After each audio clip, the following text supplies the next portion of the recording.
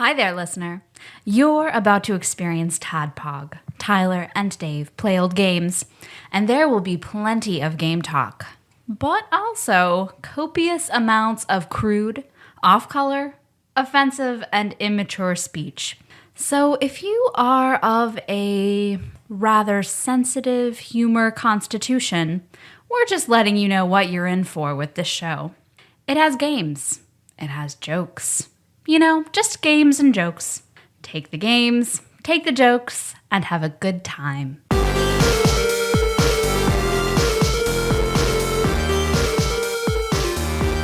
Hello, Internet, and welcome to another TADPOG podcast. It's a show that happens twice a week. We're two old guys. Oh, it's Monday, so we're not really playing old games. No. And I don't even know if we're set up to take calls or not. Old games. I don't even know if we're on the right input right now. I just kind of rolled into that. Yeah. We are. Thank God. You're right. I didn't think about that either, but we are. Good. So we're all good. Good. Oh, there's some good noise for you. There you go. That's me setting the phone up for calls we're about to take, that'll maybe. That'll wake you up in the morning. I should have said something instead of just rolling into it. Well, I just started talking about my pee-pee hole, and then you just started recording. I understand. I took my pills, so I'm like, let's see. I just want to get some good episodes and some good time before everything just goes to shit. Well, that happened quickly. And I know I keep doing that. I know I keep doing that to the show, but on Mondays I have to wake up with Kenna. So when we do a double, like that second one, gotta take those pills because it takes me my body just does not like to go to sleep. No, I get it. No, my body wants to go to sleep, but my mind is like, dude, you can totally play 5 more hours of Heroes of the Storm. It's not going to be a big deal. Your boss is not going to notice it the next morning. Man, you remember that go-kart you had in like the 3rd grade? Let's think about that for a while. You think that was safe that your dad let you ride that everywhere? I mean, it was rusted on the bottom, like real bad. It had no rolling cage. It was basically just like a wagon with an engine on it. These are the things that keep you up. I feel bad. Anything. I was thinking about my memory. Like I can remember anything from any time, and it just pops in there. Well, except for when we schedule what we're going to do on the show while you're on your medicine. You do not remember that. Yep. Because I laughed out loud when you sent me a message today. Because I told you a message like it was a brilliant idea. 50 minutes before we recorded. Yeah, I laughed out loud because I was like, man, he does not remember. He does not remember we had these conversations. Most of the conversation, I love it because like when you take your medicine, I'm like, and we talk about something for the show, like in the back of my mind, I'm like, all right, remember this because we are going to talk about it again. Tyler is going to present this as a new idea within the week. But I get it, man. Do you like coconut or is that the other guy? Well, I do. We have a letter here. Yeah, I hope it's a love letter. Is there a return address on that? There is not. I didn't know you could send that out. Someone from Evansville, Indiana sent this to us. So I have no idea what's in it, who it's from. Okay. Anything. Okay. I can't think off the top of my head of a listener from Evansville. I hope this is worth, I shouldn't say it. I hope this takes up both of our intros. We're taking calls. So yeah, this is our intros. Because since we didn't take any calls last week for our all-calls show, right. We'll just maximize our time a little bit. We might take a few today. Might. There are a few things I want to talk about. And I don't know if we're set up to take calls. Shit, it's not even addressed by anybody. This is a completely anonymous letter. That's kind of scary. So, dude, well, hey, that's why we set up the P.O. box, right? Dear Tyler, I'm waiting for you downstairs. Because I have no idea if this is going to be a positive letter or a negative letter, so I'm just going to roll with it. All right. Fucking Tadpog. This is inappropriate, but seems to be the common greeting used when addressing you. I am writing to you gentlemen because I have a reason to believe that you are world travelers with a wealth of experience and I'm in need of some advice. All right. Oh, perfect. Been working and trying to turn this into a advice show forever. We're doing advice. I'm excited. The company that I work for just hired a new data analyst. This person is from India and has only been in this country for a short time. He came highly recommended, and I was very anxious to meet him. Yesterday, I was sitting in my cubicle pretending to work on an Excel spreadsheet when surreptitiously attempting to manually bring myself to orgasm. Someone's tapping his pee-pee hole. You came to the right place.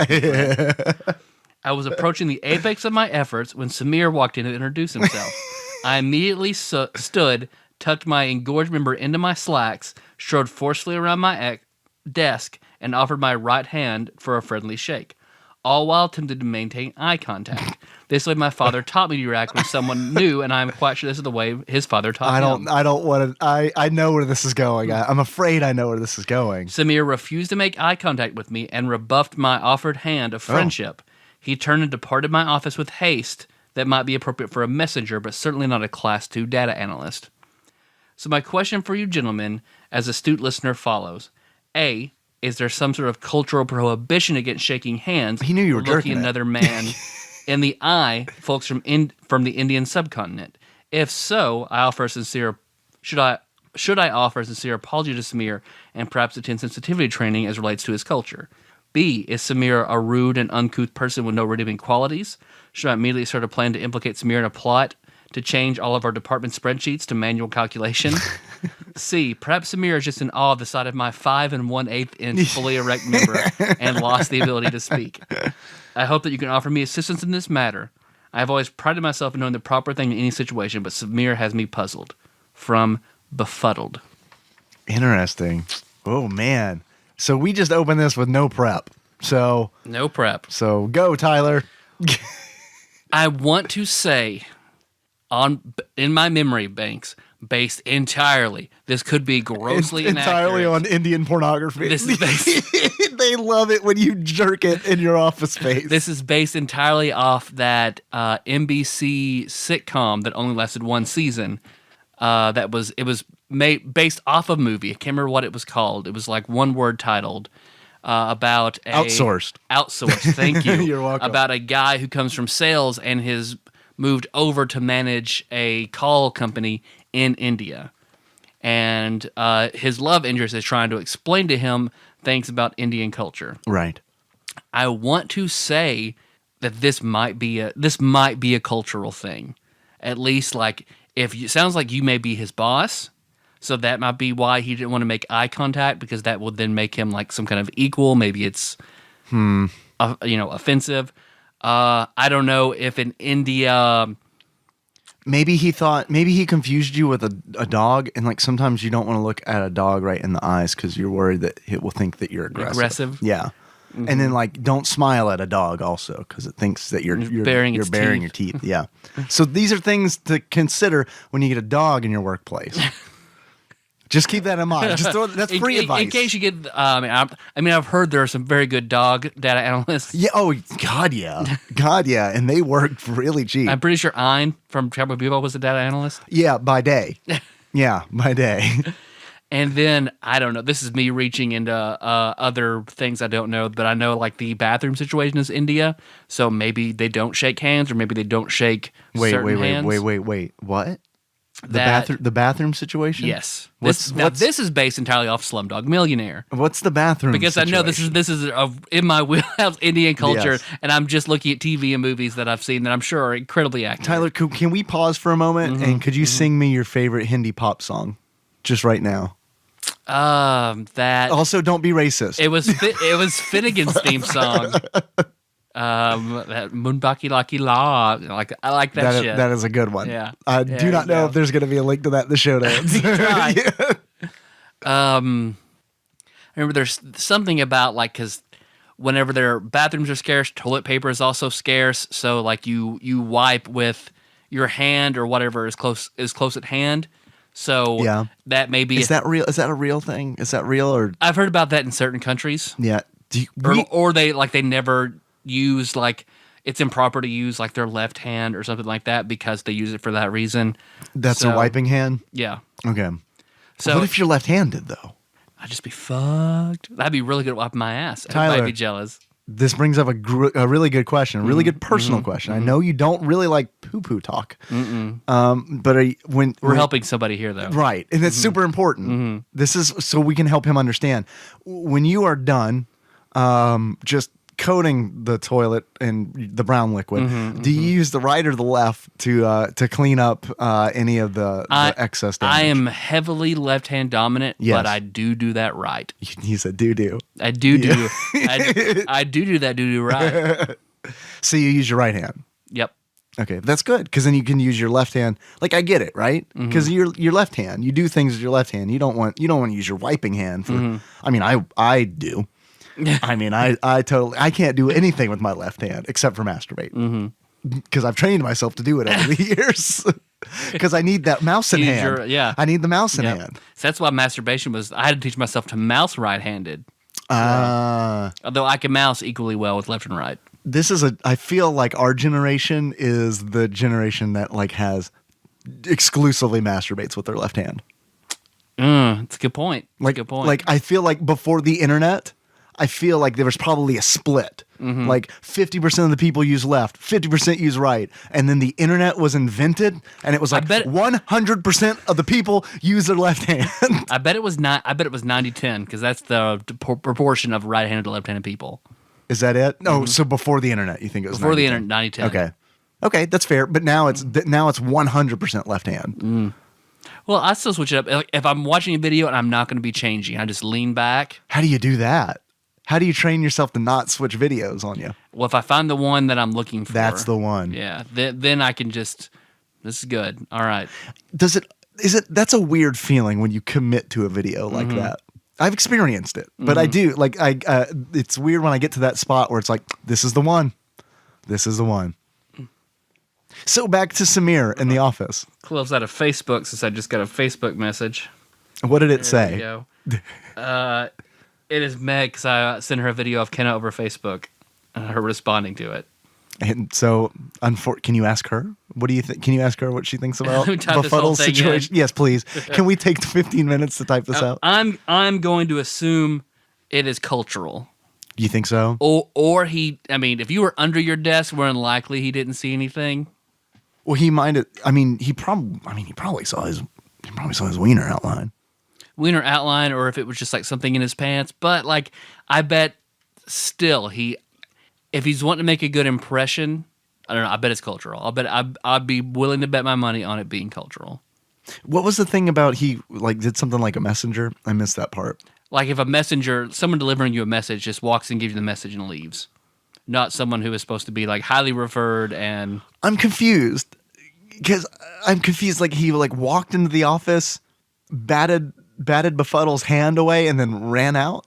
Or he refused to shake, like I can see it sitting in his hand, and I guess the guy, like, I'm gonna assume there was like kind of a head nod or a bow. Did he say anything, or did he just walk in and then walk right out? Because if that happened, he definitely caught you jerking it. So he refused to make eye contact and rebuffed my offered hand of friendship. He turned and departed my office in haste. That might be appropriate for a messenger, but not a class of data analyst. Okay. I think he knows that. I think he knows that your wiener was hard. Because he may have caught him, and then I bet maybe he stood up aggressively. Okay, so Befuddled stood up aggressively. You can't tuck that away. He walked in to introduce himself. So he didn't knock. Okay. I'm assuming cubicle. It's a cubicle. Okay. So he didn't have an office door. He just walked around, and the guy just turned around. Maybe you're right. Maybe he did see something, or he turned around. Maybe because he was doing that, he turned around aggressively and spooked him, like he shouldn't have just like walked in and said something. Like, oh God, I'm gonna give you a moment. Yep. Yeah, and I'm also not gonna touch your hand because I've seen where it was. Yeah, I think maybe it sounds more and more like he caught you. Befuddled, write back and let us know if you have a job still, because I think that might solve this one for us. Yep. I bet he saw something or thought he saw something, or you looked angry and he was just like, oh shit, and just backed off. Here's my advice: ignore it. Pretend like it didn't happen. Yeah, because here's what's going to save back. You. That social contract is going to save you. So he's not going to say anything. You're not going to say anything. You're good. Yep. You're fine. 100%. Yeah, ignore it. Roll on. Didn't happen. Yep. And then never mention it to him ever. Unless you want to make things super uncomfortable. So thanks for letting us know how big your wiener is, though. I do appreciate that. Give us an update. Let us know. I do appreciate you asking us for advice. Mm-hmm. And I feel like it's legitimate because he made sure his name wasn't fucking Wasn't on anywhere. I know. I love it. What do you think his coworker might listen to the show?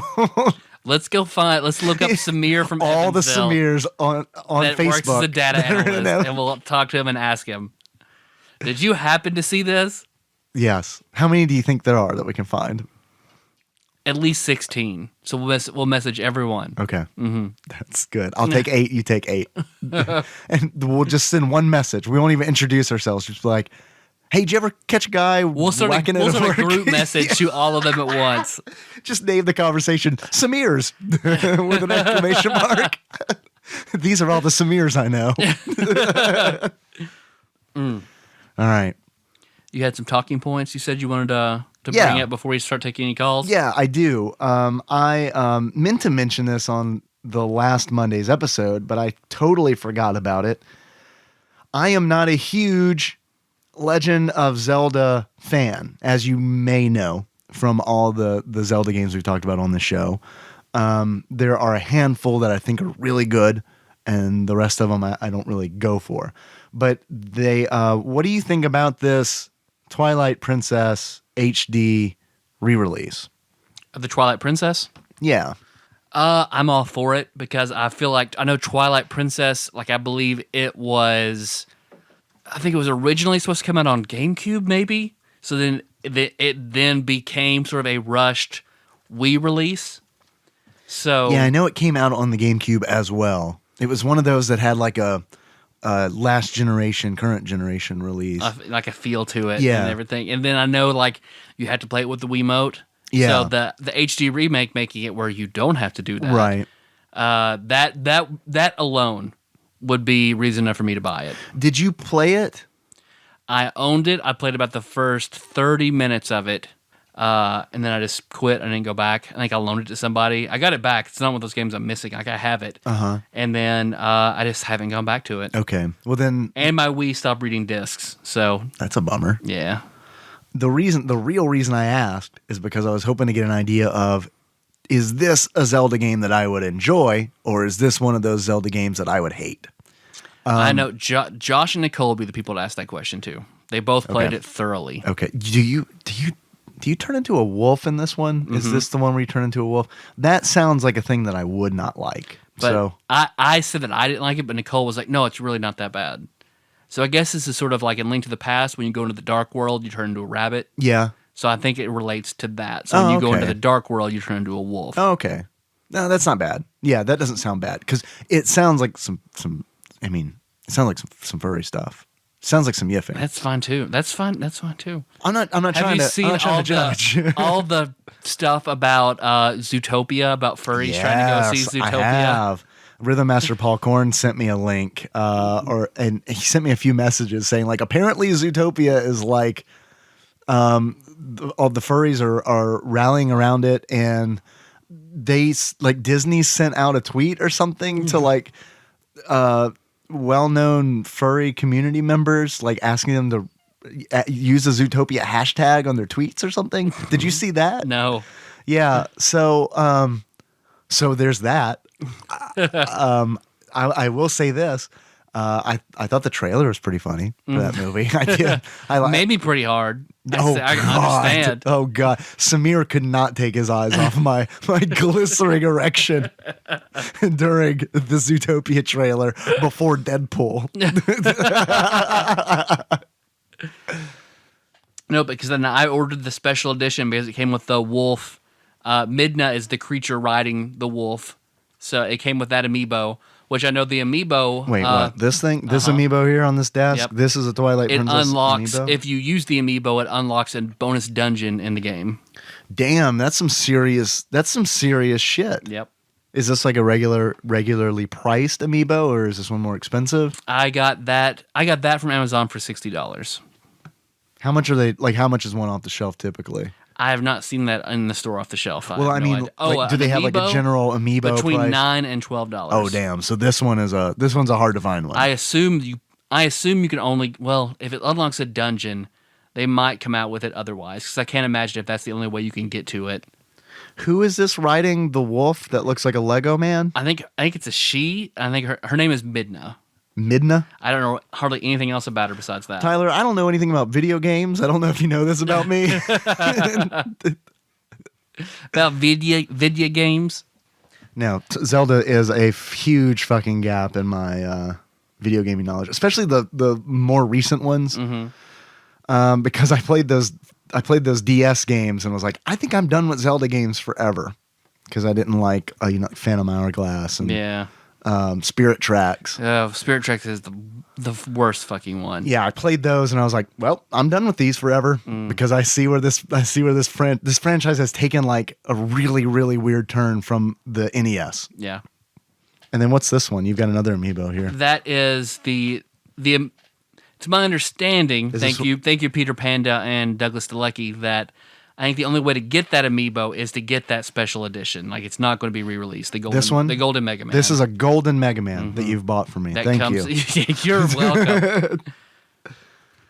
So what's special about it? Is there a regular Mega Man and then there's just a golden version? There is a regular Mega Man. Is this this is limited? Yes. Okay. So what channels did you go through to get this? As soon as it came up on Best Buy, I pre-ordered it and had it shipped to me. Sweet. I like it. So what's this put your collection total number at? Oh, I don't know. Most of them. You have most of them, you think? Most of the Smash Brothers line. Okay. I've got one of the Animal Crossing line. I don't have any Splatoon. I don't really have any interest in the Splatoon ones, just like the Nintendo and Smash Brothers line. And I've pre-ordered Ryu and Roy. So I'll be getting those. Sweet. I was gonna ask if you've gotten the Ryu one. It's not out yet? I don't believe I haven't gotten. Normally, I get a text message or an email like it's here. You get a text message from Ryu. Yeah. Hey, I'm here. Come challenge me. Speaking of come challenge me, the other thing, one of the other things I wanted to talk to you about was the Bravely Second demo that wound up on the eShop last week or this week. See, I have not played that yet. How was that? I am so ready for this game, and I want to apologize in advance. I don't know how I'm going to play anything else when it comes out. Yeah. Because like Fallout 4, we'll just do 3 consecutive episodes about Bravely Second. God, I was hoping you were going to say that. Because it is really good. It is really, really good. And by that I mean that it is Bravely Default. It's like they stick very close to that Bravely Default formula. Good. Where it's like the art style is exactly the same. The music, the composition sounds like, I mean, it's different songs, but it's got the same tone as Bravely Default. It's a direct sequel because you talk to Agnes.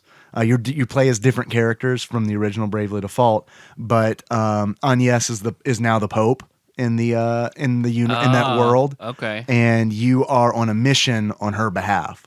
So it's really cool, kind of this like cool continuation of the story, and like the original. I assume the rest of the cast is going to show up. Yeah. Oh well, maybe not. I don't know. Tis spoilers. I don't know.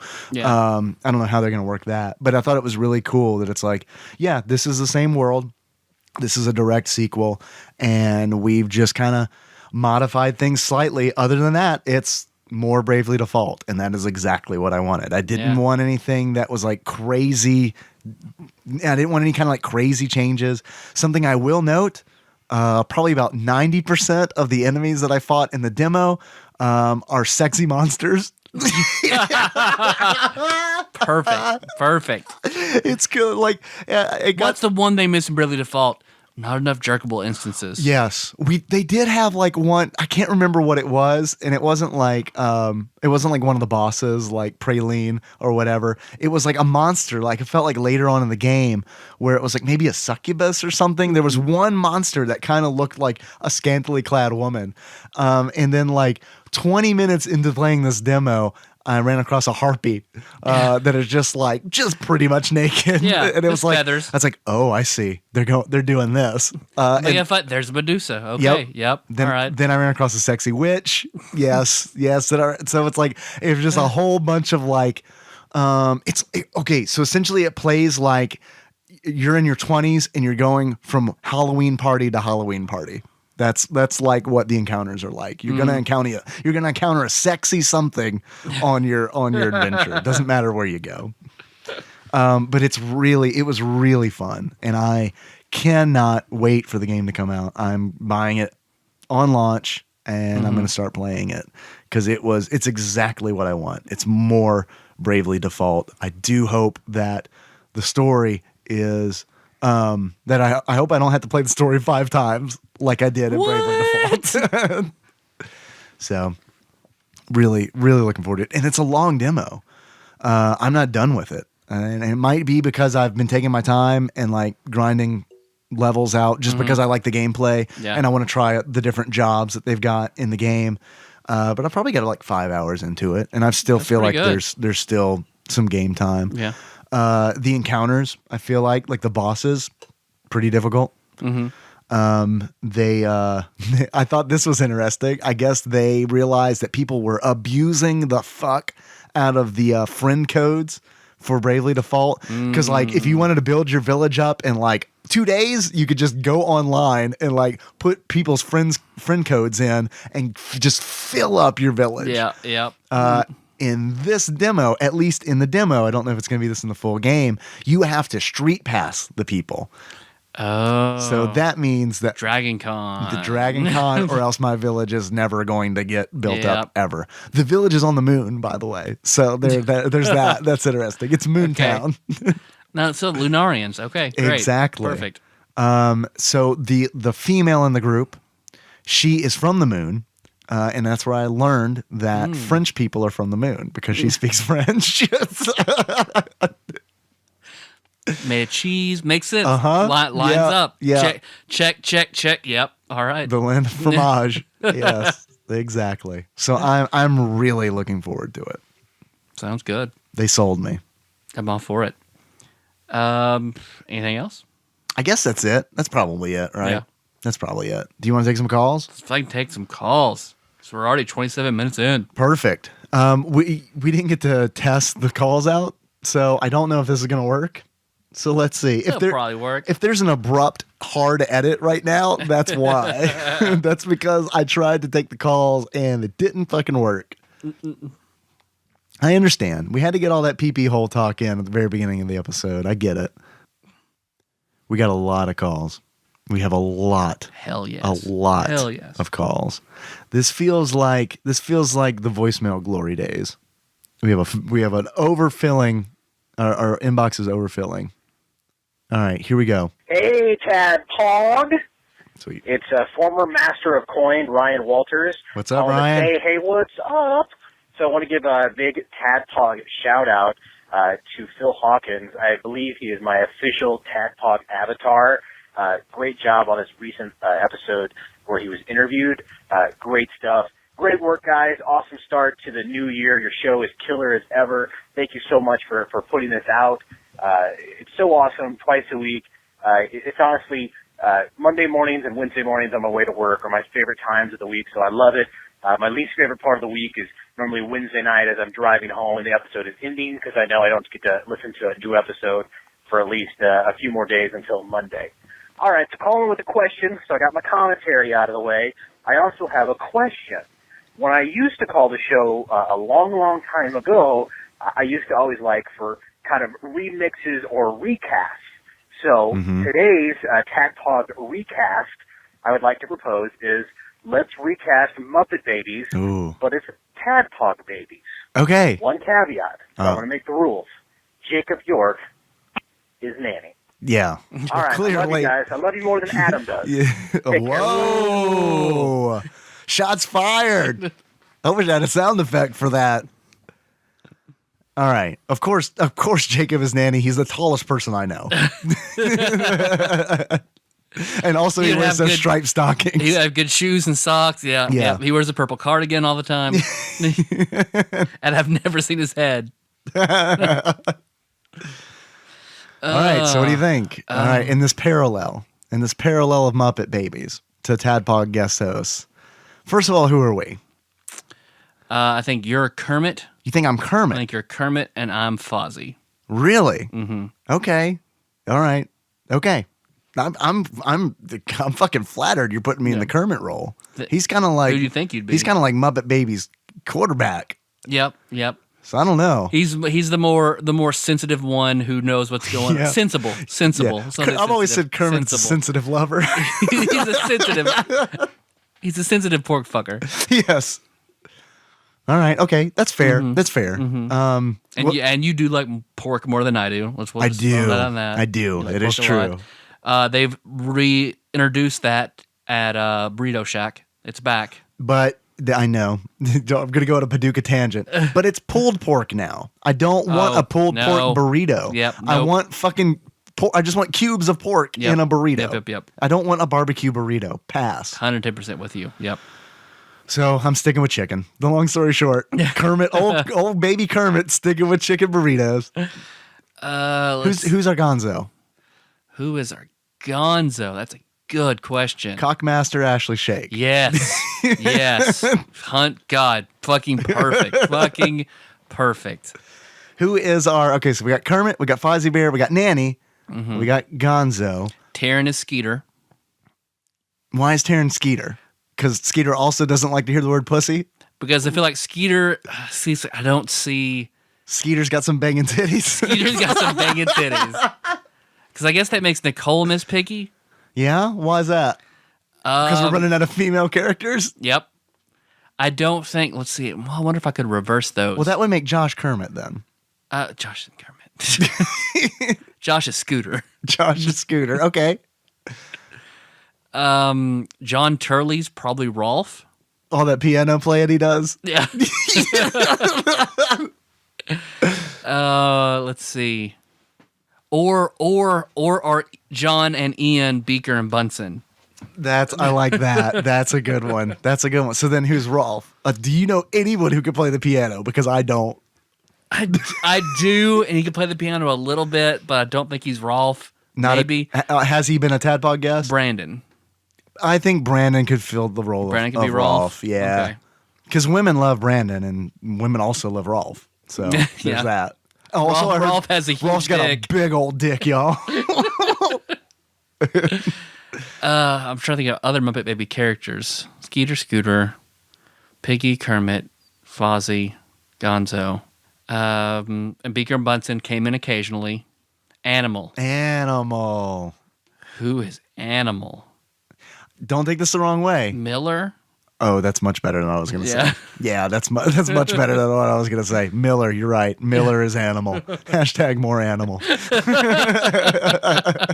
Who are you going to say?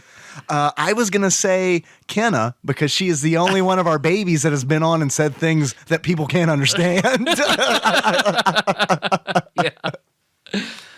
Let's see. There's also that Bean the Bunny who comes in like season 7. What? I've been rewatching it with Kenna. You are ruining Muppet Babies for me right now. What did they do?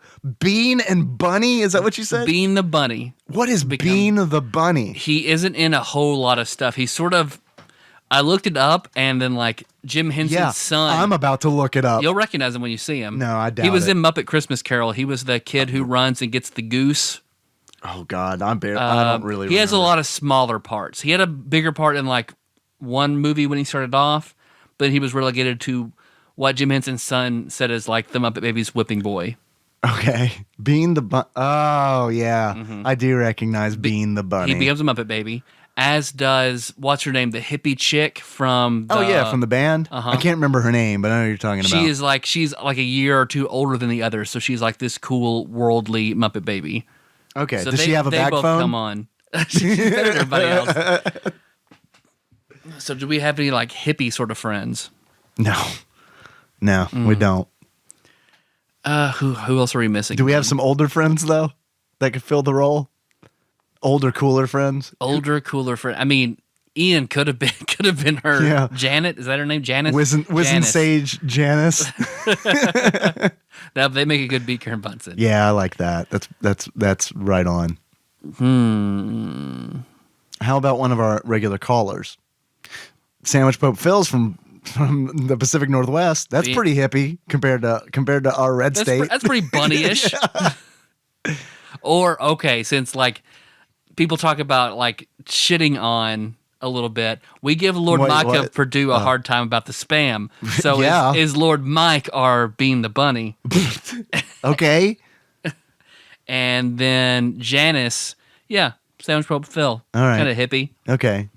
Or we'll make his wife. We'll make Bulbasaur. or Bulbasaur. I'm sorry. Now we gotta, but there's a lot I of gotta editing edit that's that gonna have to out. do this episode. So Bulbasaur is actually Is Janice? Is it Janice? I'm pretty sure it's Janice. Do you think is she the one that doesn't have eyes? Did they just run out of eyes Right. at the Muppet Factory? Like one day they were like, "Oh shit, we got to go to production. We were out of eyes." Just so it's shut. Just I don't know, hair or something. All right, that was a good question. I liked it. It was. Thank you. And if I hadn't been recently rewatching all of them with Kenna, I would not have known what to do. No, you are Kermit. You fucking took that shit and ran with it. I'm versatile. Some days I'll be your Kermit. Some days I'll be your Fozzie. How's that? Okay. Here is a call, or actually a text message, my bad, from 520, who says, obligatory motherfucking tadpog. Peanut butter, crunchy or smooth? Crunchy. As for me, crunchy. That's not my answer. That's 520's, who I believe is Knave Mike. Sorry, I can't come up with anything better right now. I like crunchy by itself. Okay. Okay. So crunchy is perfect on a cracker, or crunchy is perfect just like digging a spoon in there, and it's like I'm just having peanut butter. But I like smooth on a sandwich.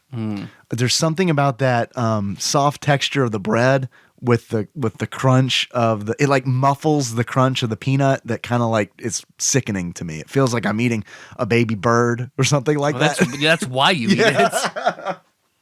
But I like crunchy by itself, or You're not going to like it cracker. when we make Ortolan. You're really not going to like it. or when our next package that comes in has a bunch of dead birds we have to eat. It was a live bird, 2 live birds in a cage, a thing of brandy for us to drown them in, and then oil for us to fry it in, and then 2 sheets to cover our eyes to hide our sin from God as we point the birds outside of our mouth and then crunch into their fried bones. Yikes! The Ortolan. Yikes! It's a hazing for French chefs. That's a real thing? It is a That's real thing. Can you spell that so I can put it in the show notes? No. It's the line. Or I think it's Ortalan. I don't know for sure. So I thought that was an awful like that was a really descriptive thing that you came up with off the top of your head. So that's a thing. That's a real thing. It's a real thing, and it's supposed to encompass all flavors, textures, No. like everything. Yep. No, Yep. no, that is gross. That is gross. Well, you point its head out of your mouth. You don't eat the head and the beak and the brain. You just crunch into its bird body. Oh my and you God. And you face it Oh out my by your mouth. God, that is disgusting, dude. I can't deal It's with on it. my bucket list. Is it? No, it's not. it is. No, it is That is on my- not. that's on my no, it culinary is bucket list. not. Absolutely. You're gonna lose so much karma. It's fine. Just one crunchy chick. That's not a lot of karma. Oh my God! Holy shit, dude! That is gross, man. Make sure to take a selfie of yourself as you do it. And I'll post be it a on vegan Facebook. for like a month to purge myself afterward. It'll be fine. Ugh. We got another text message. Just from 520 says obligatory motherfucking tadpog. Correction for 103, episode 103. I'm assuming. Time Killers is a fighter. Time Splitters is a PS2 FPS. Also, the Mantis in Time Killers is Mantaz. But I'm sure someone already pointed this out years ago. Knave Mike. Knave Mike, I want to tell you, I have been waiting for this message since we recorded 102. I remember after recording that episode, I do this to myself. It's fucking torture. It's like you, Tyler, talking about like trying to go to sleep and thinking about the go-kart in 3rd grade. What I do on the drive home when we're done recording is think about things I fucked up. And that one came to my mind, and I was like, someone is going to fucking call me out on that bullshit. And no one ever did. No one ever did until right now. Knave Mike, thank you. So did he get a promotion to like Bloody Knave Mike? Bloody knave. Bloody Knave. He twisted that knife. You were just waiting to plunge. What's the French thing? Ortolan? Ortolan. Ortolan Mike. He chewed me up like a bird that has been flash fried, and I don't know. We put a sheet, and God forgave us. All right. Thanks for the correction. You are correct. It's one of those things that I noticed, and I figured let's just let this slide under the radar instead of doing a we done goofed. What else is on my culinary bucket list, you ask? Eating mantaz. Mantaz. Kissing Christina Aguilera. It's a cheese, yeah. Yeah. That's a sneak preview for Wednesday's episode. That's not even a call back. It's a call forward. Oh, shit. Nostradamus in this. It is a cheese that is illegal in America. Legal cheese. They have it. I mean, I guess you can have it at these illegal dinner clubs. What? There are illegal dinner clubs that they specialize in. Like they'll serve 6-course dinners of rare, hard to find by, or illegal. No. The FDA is so strict. They're illegal with like some things that could be common sense. You are describing a Seven villain right now. Like this is like food to the degree of like it weirds me out. This is like I don't know. This is like the snuff videos of food, it sounds like. I don't like it. It makes me feel... This is going to be even grosser for you. Oh, no, don't do it. I'm already disturbed. This is already disturbing me. Okay. I don't No, tell me. Tell me. The listeners need to know. It is a cheese that is made by maggots. No, God, no. It is supposed to be like just unbelievably delicious, smooth, creamy cheese. How is it made by maggots? Who taught them how to do it? It's instinctual. It took us forever to learn how to make cheese. Pasteurization, the whole 9 yards. Maggots just figure it out. They're called nature's milkmaid. Did you not know that? You left that out in the trials of Reddit.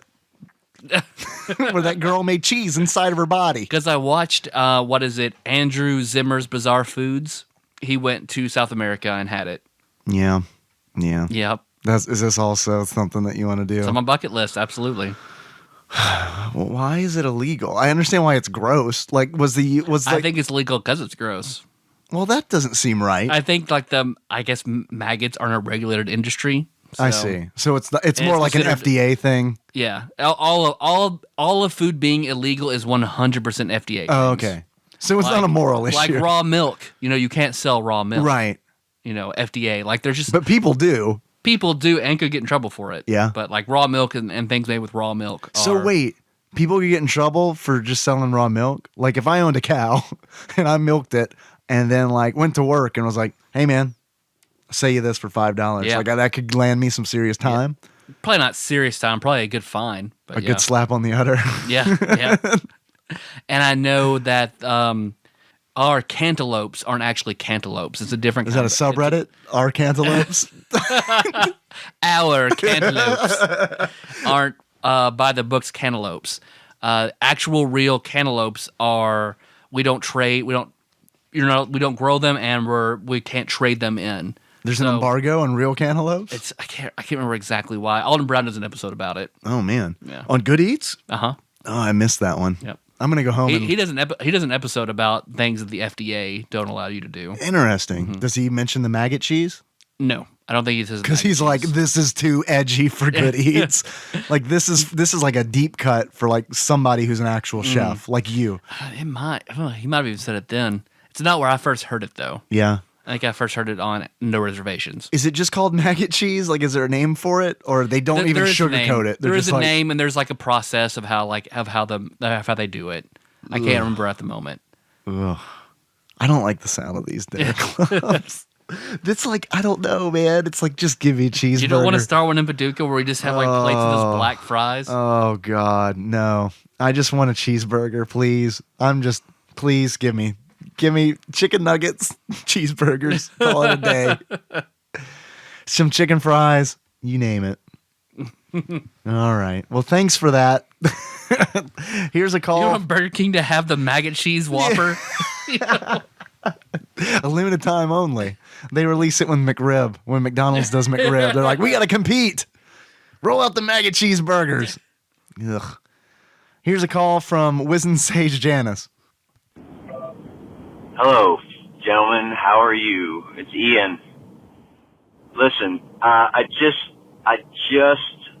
listened to the year in review episode, and a couple of things, because I'm now listening to the cutting room floor episode, and you mentioned this, the hard cut. Tyler, you made the right choice, buddy. Not that was up to me, but I'm just saying, you definitely made the right choice. But what I found myself, I had forgotten all about that episode as well, because I was really kind of slammed that night too, and high on laughter, if nothing else. Yeah, me too. It was, I was laughing so hard sitting at my desk throughout the whole episode at just how utterly silly it was. And then when the cut happened and it went to Tyler saying, thanks for listening, everybody, I laughed even harder at the fact that we were back there chuckling, and I knew why. It was horrified chuckling. Yep. I guess is probably the best thing to say about it. It's like we had seen Cthulhu. Anyway, I just wanted to call in because now it's fresh in my mind, and I just wanted to call in and tell you guys how much fun it was. And thanks again for letting me be a part of that. And also, Dave mentioned it was really well received. What does that mean? Was there a lot of Facebook feedback on that or something? I don't get on Facebook much. It so fits snugly into asses and vaginas. I was actually very surprised to hear Dave say that, because after we recorded the episode, I thought, God, Tyler must be so fucking mad at us right now. Nope. For just botching this whole thing. But having listened to it, it was okay. So anyway, another just sort of pointless call. Maybe I'll call back some other time this week with a question or something. But anyway, love you guys. Talk to you soon. Bye. Thanks for calling, Ian. Tyler, I don't want to put words in your mouth, but I get the feeling that you love it when I'm high on laughter. Yep. So I knew that you I knew that you liked what we did on that episode. Yep, I feel like I did. So when I said that it was well received, what I meant was, Tyler, I don't know if you got the same, but I got a lot of personal messages from people saying that was a very funny episode. I rarely listen to an episode that we record because I don't listen to it because I subscribe to 52 fucking podcasts, and it's like I already know what we said on this show. I forgot it, but I know what we said. But I did re-listen to that episode after Jacob York of Wolf Fighting fame was like, dude, you come unraveled at the end of that episode. He was saying it in in a good way. I sent him the unedited version. Yeah. So, what did he say about that? He was like, "That's fucking hilarious, but cutting it's probably a good idea." Yeah, I think I do think you made the right call cutting it. But yes, he pointed out, he was like, dude, you come the show, you just come unglued. It's like you just kind of melt away. And I was like, okay, I'm going to listen to this. And I was super embarrassed when I listened to it. Oh, I was super embarrassed. But it's like it was one of those weird feelings where it's like I was super embarrassed, but at the same time I was like, yeah, I could see people liking this because it is so crazy. It really is. The end of that episode is just a beautiful, beautiful shitstorm. It's beautiful maggot cheese at the end of that episode. Thanks for calling, Ian. I do appreciate it. Let's see. Here is another text message. This is from 520, who says, oh man, this is a deep question. Obligatory motherfucking tadpog. What are your cats up to today? That's first question. I have a two-parter. Second question. Let's answer the first question. It's because the second one's a big one. The second one's a big one that has how are we on time? Has the potential to close the whole show out. 52 minutes. Yeah, we could talk about this next question for an hour, I think. This could be a whole episode. So the first question, what are our cats up to? I only saw one of mine today, so that makes me worried. Catting around. Just catting around. Catting around. You know Berlioz, the black cat that we have.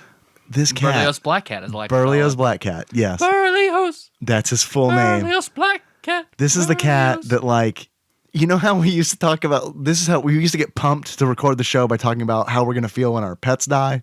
You remember that classic thing we used to do? Yeah. We haven't done that in a while, dude. I can't, like, I expressed this to Nikki the other day. I was like, when Berlioz Black Cat dies, you're gonna have to, like, you are gonna have to make sure I'm okay. Like, because it's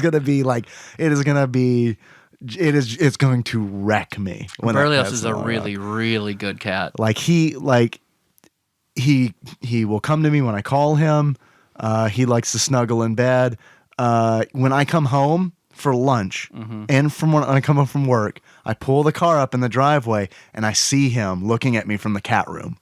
He's got his head through the blinds and he starts doing this thing when I get out of the car. He starts pawing at the window like he's ready to get to me. And I walk along the walkway to the front door and he runs. He runs from the cat room through the cat door into the living room. And when I open the door, he's there. He's there to say hello.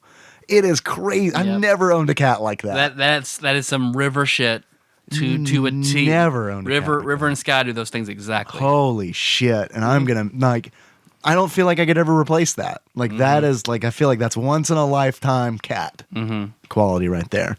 So, I don't know. He's probably, honestly, what are my cats up to? He's probably waiting in the cat room looking for my car.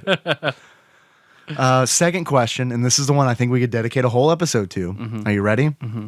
Cat girls, furries or not? Cat girls. Cat girls. So, like... If you're unfamiliar, I subscribe to a subreddit, Okay, Tyler. I so can show you some photos. so Momo from Honey Pop Yeah. is a cat girl. She's a cat girl. Is a cat girl a furry? No. I'm also going with no. No. I think about the furry is you becoming a character and no one can see in you, you adopting a whole different persona and behaving. When people can see you, you're just like cosplaying or you enjoy something. Like, no, unless you're hidden in a costume and playing a different character, you're not a furry. I agree with that. And there's also varying degrees of cat girls. Because it could be as simple as, you know those little headbands with ears? Throw one of those on there. That's You're it. a cat girl. Yeah. Boom. Also in all-purpose cultural cat girl Nuku Nuku, she's a robot. So sometimes cat girls are robots too. So there's a whole subgenre of cat girls. Some of them are robots. Some of them are just girls on the internet who want to take photos of their tits out while they wear cat ears. That's Yeah. a thing too. That's also so that's totally it's fine. beautiful. It's a beautiful thing. I love art. God, I love art. So good.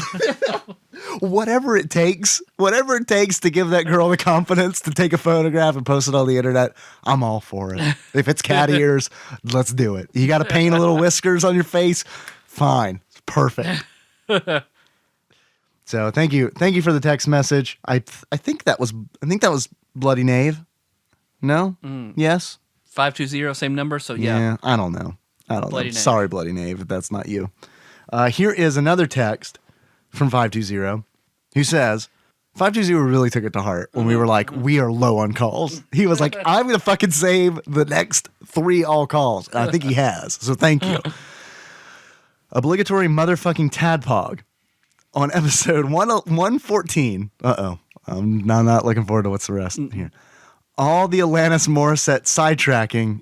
Anyway, here's a piece of trivia. Okay, wait. I got no punctuation in here, so let me try this again. I promised I would fuck it up. On 114, all the Alanis Morissette sidetracking. Anyway, here's a piece of trivia. She was on You Can't Do That on Television. Yeah, we know that. We know that. Before she became a Dave singer. Coulier. Right, exactly. There's a joke in Fuller House about that, by the way. One of the best shows of all time. What's that? You Can't Do That on Television? I don't know. I liked it as a kid. I haven't seen it since I was a kid. I need to go back and see it. Was it? It was called You Can't Do That on Television? I don't know why I thought it was You Can't Say That on Television.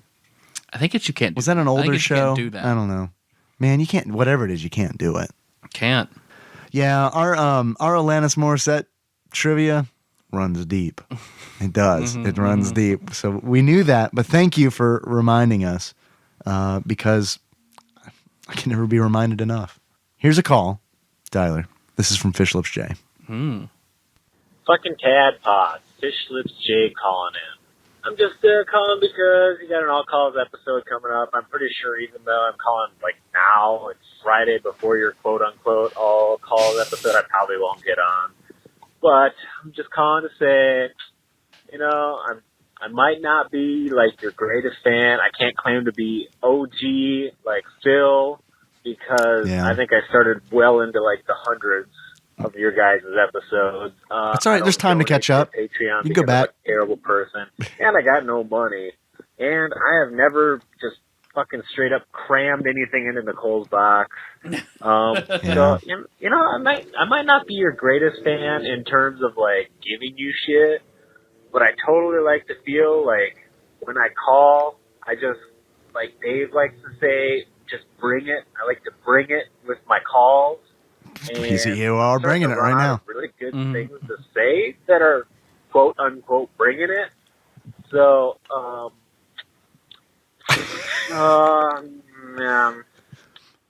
yeah. I'll just leave you with a question. His wife looks like a butt plug. If there was ever to be a TADPOG fighting game, okay, let's say 8 to 10 characters. Okay. No more than 10, no less than 8. All right. Who would be the main fighters? And who would be bosses? Peace. All right. So we're bosses. Yeah, you can't play as us. We're bosses. Wait, can you play as us once you beat us? Yeah. We're unlocked? Yeah. How about we're that? unlockables. Yeah. Are we an Etten? Are we the same body, two That's heads? pretty good. Like the Cat Magic double duo from Mario Italiano. Yeah, absolutely. That's the final boss. You fight us each separately, and then you fight us together. Can I throw this out there? We have 2 wieners. You okay with that? Yeah. Okay. Better. It is better because I'm right-handed, you're left-handed. Yeah. So I can do both though, so I'll handle it. It's fine. yeah, it's fine. I could we could baseball bat each other anytime we want. Yeah. Your reaction, I love. No one could hear it, but your reaction was a 50-50 mix of cringe and laugh. That's actually our weakness. That's how you beat us. You don't beat us through physical fighting. You just trick us into like going to a corner and jerking it. to lacing our fingers together around our dick. We have a moment from Ghost, but instead of pottery we're making, it's just our wieners. All right, so we're in it. We're bosses. So let's fill out the roster. I feel like this is going to be very similar to the Muppet Babies thing we just did earlier. Josh, I think Josh is a speedster type character. A speedster at 6. He keeps it at 6 though. When I think of Josh Nance, speed does not typically come to mind. Yeah. I think he's. I know he is a very fast runner, though. That's what I'm basing my assumption off. I think he's honestly, you know him better than I do, but I think he's more of an energy projection character. Okay, so he can sit around and like psionics kind of deal. And it's probably because of your D&D game where Josh played a scion. I think that I would find it hard to believe if like a man in a suit came to my office at work one day and was like, I need to ask you some questions about one of your friends. I think he's a scion. If the next words out of his mouth weren't, it's Josh Nance, I would be surprised. But if he says it's Josh Nance, I'd be like, I knew this day was coming. Yeah. I'm prepared. Let's have this conversation. I think Jacob is a heavy hitter. Yeah, I think that's Jacob's like a Zangief. Yeah, maybe a little faster than Zangief. Okay. Yeah, and a little less strong than Zangief. Like an Armika. Yeah, that's good. I like that. Let's see. I guess then Ashley Shake would be this like the quick character. I think that's fair. Okay. So who is going to be? So Jacob's a grappler. Is that what you're thinking? I think so. Okay, I'm into that. Who brings the strongest ultimate ability? That's going to turn the tide. They're not a great overall fighter, but they have an amazing ability that when you land it, it deals 80% damage. It takes 80% off the opponent's life bar. Nicole, I want to say. Yeah. Or it depends if it's a 3-on-3 like Marvel's Capcom style. Nicole is like sort of a utility character that when you use her like a combo, You want her. You want to tag her in. The combo is right much as part of a stronger. tag. Like some kind of combo. organizational thing. Yeah. Okay. All right. So we got that. That's covered. So who has the most costumes? Who has the most unlockable Taryn. costumes? Yeah, Shoes. Shoes. Okay. Yep. The rest of her costume stays exactly the same, but her shoes change. It's a Hooters shirt. Yes. And then, but yeah, she has like 100 different shoes. No pants. No pants. Let's see. What else do we need? I think we just wrote a fighting game. There's Sean Miller, the super strong but slow. Okay. Yeah. Okay. So yeah. All right. I'm into that. And so Sean Miller, he's got this cool mechanic that's unique to him.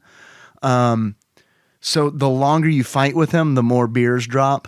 And like if you pick up beers and drink 21 of them, you become unstoppable. Okay, that's fair. What else do we need? Who has the best theme music? Jacob. Man, Jacob's racking it up. He's Nanny. He's got the best theme music. Jacob's our music guy. Yeah, that's true. But yeah, I mean, you're right. I can't really argue with that. Do we have anyone who flies? Do we have a flying character? Wiley. Okay. Does he have mustache powers? Kind of like Venom's symbiote reaches and stuff like that? I guess he does. Like his mustache reaches out and pulls people in? Yeah. Good. Trying to think. Blake has a lot of underhanded powers. Like maybe when Blake's energy is low, he gets stronger. And he has he has dirty tricks. Like he could hit you in your nuts and probably a lot of throws. Yeah. Like throws that shouldn't connect, you know what I mean? Like the range of his throw is like 2 units longer than everyone else's. So it's like you never really expect it. I know that because Blake loves to throw people. I don't know if you knew this about him. All the time. Can't quit him from throwing people. I mean, an obvious one is I feel like every fighting game story kind of has a mentor figure, you know, like Raiden in the Mortal Kombat movie. That's got to be Wiz and Sage, Ian. Yep, there it you go. has to be. There you go. If there's a character that uses a lot of guns, that's John. Yeah, That's John has a lot of Turley. guns. Maybe Ian has like a lot of reversals as well. Okay. Who has the best combo potential? Taryn. Taryn, you think? Taryn, yes. Okay. Who has the biggest dick in the game? Brandon. Right. Okay. Rolf. Yeah. Brandon uses his. Brandon has like a great sword that's actually his dick. He's got, you know, he's got Dalsim powers, but not in his arms or legs. You know, playing Super Punch Out, yeah, I remember the big old dick in Super Punch Out. Yeah, sure. The mass muscle can spit into your eye. Yeah. Brandon's the ability is he can change. He can make you a cum blind fuck slave. Right. Yeah. He can change the scenery into like psychedelics, or he can fuck with you. Okay. So, if this is a game like Tekken Tag or Marvel vs. Capcom or something like that, you get Blake and Brandon on a team together, you got a crazy combo there, it sounds like. Yeah. Throw in a Miller. So there's my 3-man team. That's my god tier. Brandon, Blake, Miller. They're going to take it. Pretty good. I know you're going to try to counter it with Jacob. Jacob's a lot of flash. I like him. But I'm just saying you cannot beat that combo. Well, I get somebody who has strong combos like Taryn, pair her with Nicole, who enhances the triple combo. Yeah. But then who's that missing? Jacob, you got to have Jacob in there. It have to be you Jacob. Do. He's the heavy hitter. So far, you've named 2 that aren't heavy hitters. You need someone in there to deal damage. Yep. Damage and has some speed. That's good. I feel like that's a good team. Yeah. All right. Well, so here's what we're gonna do. We're gonna call all these people and have them fight, and we'll tell you, listener, what happens. All right. That's how much power we have. That's how much power this show gives us. We can just call friends and they'll just show up and fight. They'll just fight each for other us. Yeah. And then whoever wins that, unfortunately, has to fight you and me with our legs tied together. I have a feeling that's not going to end well for us. We're duct taped back to back. Well, that's good. They can't flank us. But our dicks are also out. That's even better. They don't want to touch us. So that's how like we turn each other around. Like I reach over and grab your dick and flip you in front, and then you grab and flip me in front. Well, you turn around, you grab my dick, and the fighting stops because I got other things on my mind. How are we? We good? We calling it? We need to go more? We need to go a little bit more. All right, let's go a little more. Thanks for calling. Fish Lips Jay, you turned the call into what sounded like you just wanted to hear your voice on our show into a really good question. So thank you. Here is a call from 402. Hey, TADPOG. It's Master of Coin, Ryan Walters, calling to say hi. What up? I miss you. It's been a few days. I called on Pause. He's going for that Adam spot. I could sense it. You're very right. You were very right. Watch out, Adam. Watch out, man. You got some competition, dude. I don't know. Because former, now still current Master of Coin, he gets a lot on Patreon. Oh, damn. Adam, who loves us so much. Man, I feel like that was a cutting comment. Tuesday. Today is a Saturday. Hopefully you guys are doing well. This is a hashtag Blizzard 2015. Hopefully you survived the storm. I know Kentucky got hit pretty hard, so hopefully you gentlemen were safe. Anyways, calling to make a couple quick comments and then ask a question. So I've been listening to some of the backlog episodes lately. I want to say that I know that 100% of the episodes I've listened to once, 80% at least 2 times. By no means am I going Phil Hawkins yet, and I've heard everything 4 times, but we're getting there. Recently went through and listened to all the Mario episodes in order. That was a lot of fun. Put out some pretty interesting tweets that I saw. Yeah, I saw those. Liked, so that was fun. Those were good. Anyways, purpose of the call today is to talk about guilty pleasures, which obviously your show is a big guilty pleasure for me, because as I stated, I've listened to all the episodes almost at least twice, and that's a lot of time. But something else that's a guilty pleasure for me for video games, and I hate to admit it, but recently I just got a 3DS XL for Christmas, and I discovered a little game called Animal Crossing. Yeah. And I hate to admit this publicly, but I'm going to. I'm in love with that game. Sure. I've spent something like 80 hours in less than a month on that game.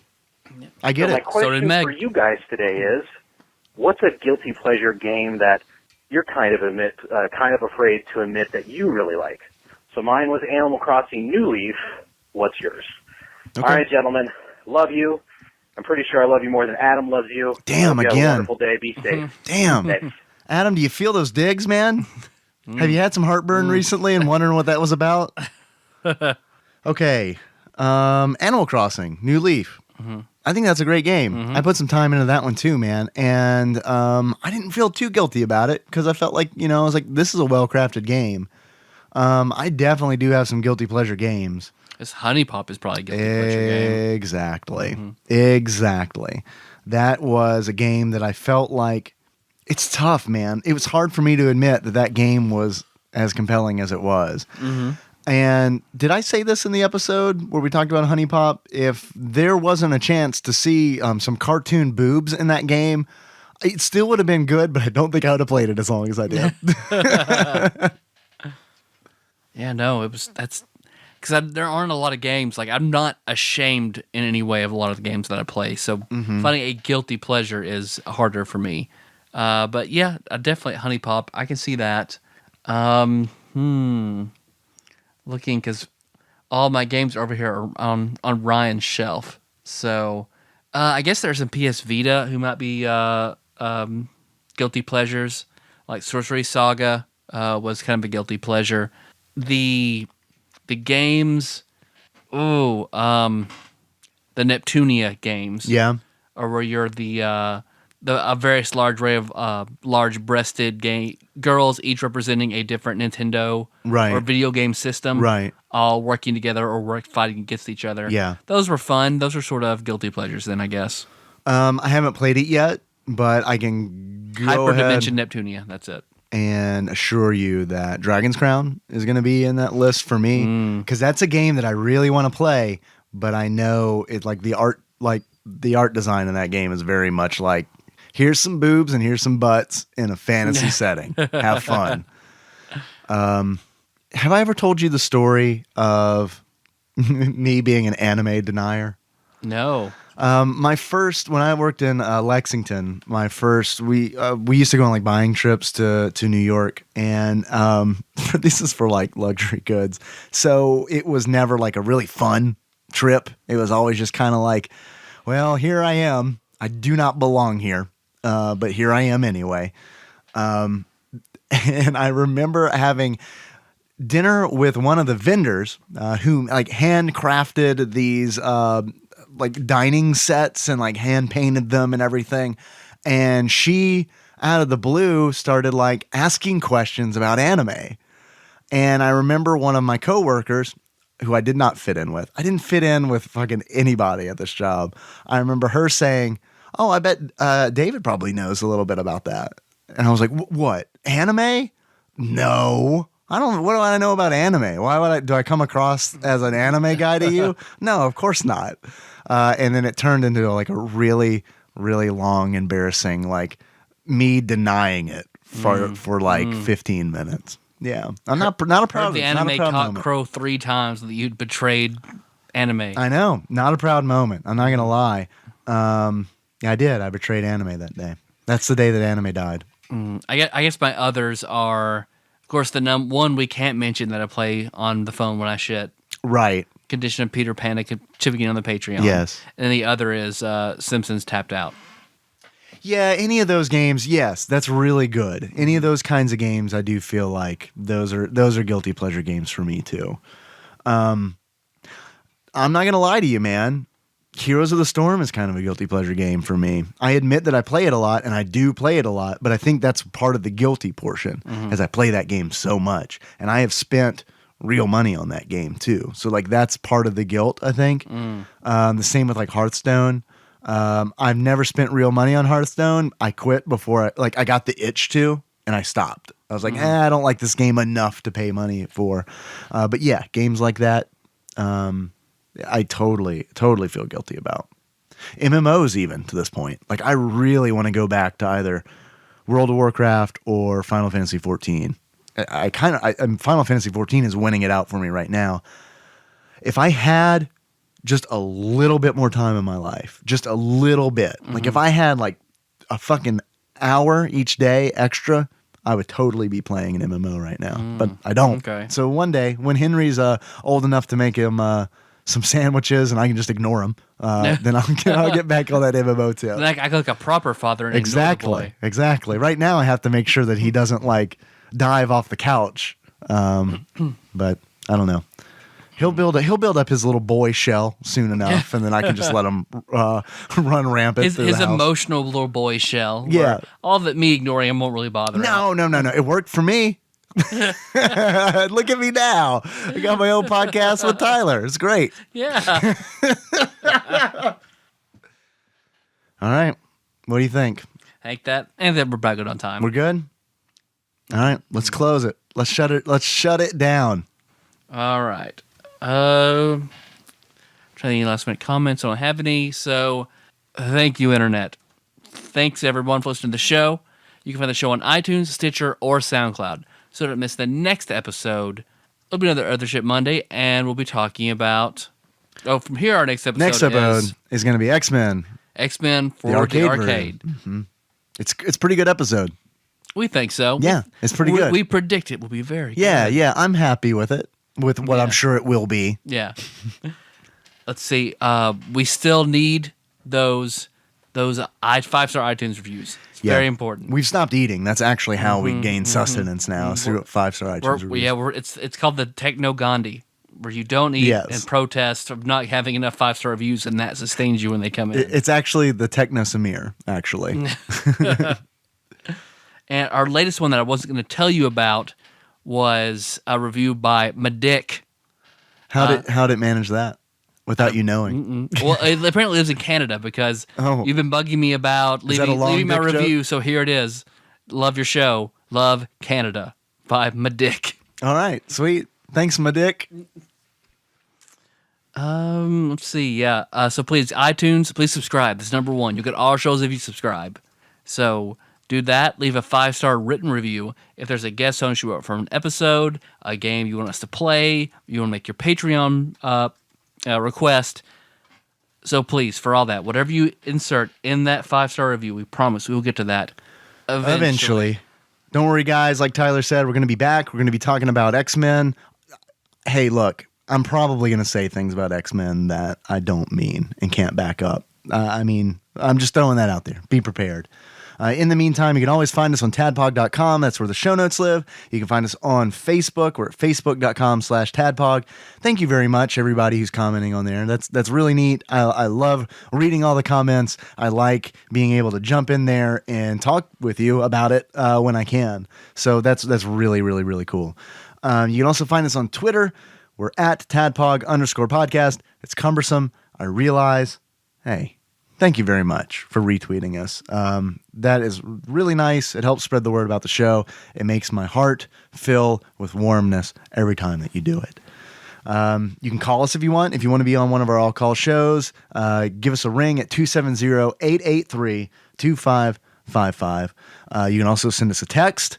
I promise I will fuck it up like I did today with the Alanis Morissette text. So sorry about that. We've got a Patreon. If you'd like to donate, we do have some very, very generous donors.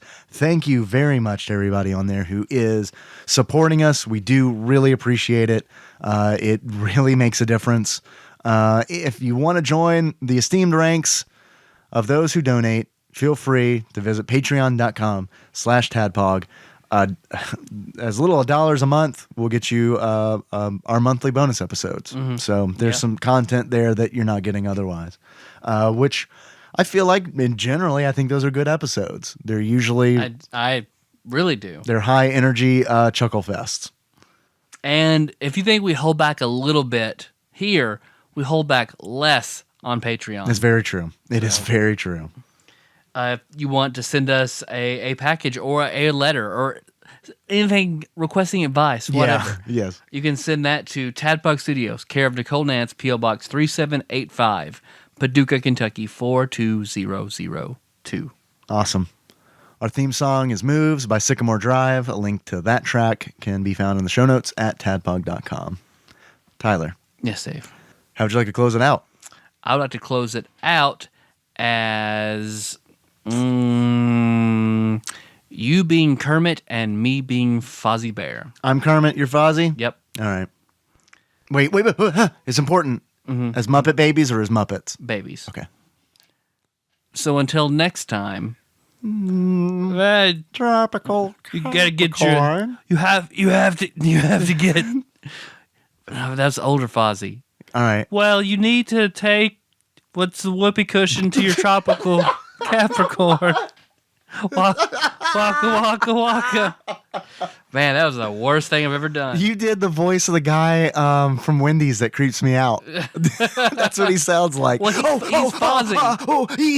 I have an update on guy from Wendy's. Go ahead. Wendy's drive-thru guy. I'm so glad you did that because it reminded me. Dude.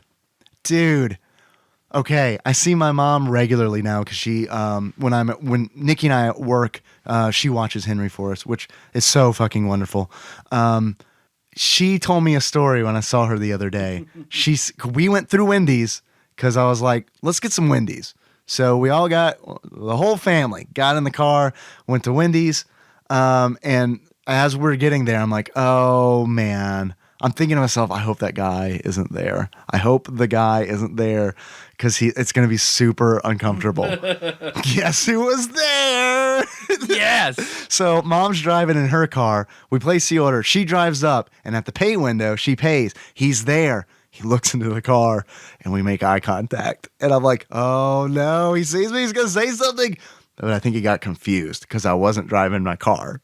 So he didn't say anything. Mm-hmm. We move up to the second window, get our food, and move on. Guess what my mom said? What? She said, oh, I was worried that guy at the first window was going to say something. He says some weird things sometimes. All right. Because she said the last time she was there, she pulled up and paid, and he was like, hey, do you know Elsa? And she was like, Frozen? She was like, no. I think that you do because I saw her one time and I swear you were with her. So it's a family trait that I have where this guy just feels like he needs to ask the weirdest fucking questions. And again, it's just like when he told me the first time I met him in that window. Hey man, thanks for giving me that ride the other day. I did not do that. Yeah, you did. No. Yeah, you did. No, I didn't. I did not give you a ride. Yeah, you did. Thanks. You're welcome. I hope he has the camera. This is a YouTube channel. Oh, I really hope so too. I do. I hope so too. The next time I go through, I'm going to give him a TADPOG card so he can be super embarrassed. It's not a bad idea. It's really not a bad idea. So anyway, there we go. Just wanted to follow up. Yep. That's the guy that I think Ryan said he knows, right? Yeah, who's also been weird, like, I want to buy your car. Yeah. All right. So, thanks again, everybody. See ya.